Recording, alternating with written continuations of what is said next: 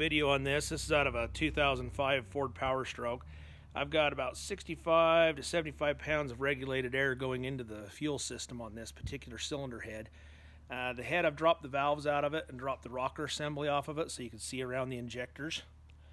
These things are pretty common to leak around the O-rings, around the base of the injector down in here. I've taken and soaked a little bit of WD-40 around them while I've got air on it just to see if that's where they were leaking. They weren't. And the truck was making oil, so basically the crankcase was coming up a little more oil than what I was putting in the truck between oil changes.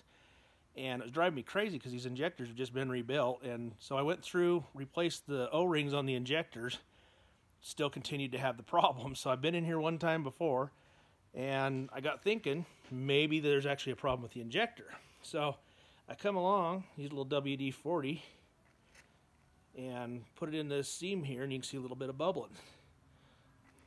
So the injectors themselves are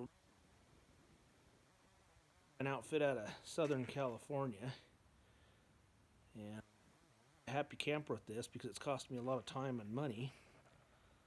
The injector O-rings, I use the Alliant O-ring sets, and you're around $100 or so for a set of O-rings, and every one of these is leaking in that seam. You can see it. So that's about 60 psi of air applied in there, and I've got the rocker assembly off and the valves dropped off so you guys could see this.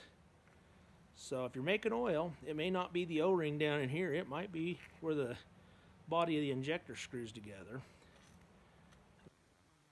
Thing for you guys all to see. So old cylinder head works really good for a little test bench for this kind of stuff. You can actually test some other things on it. Maybe I'll make another video on how to test the solenoids on top of the injectors. So hope that helps you guys out. It's off of a 2005 Ford Powerstroke.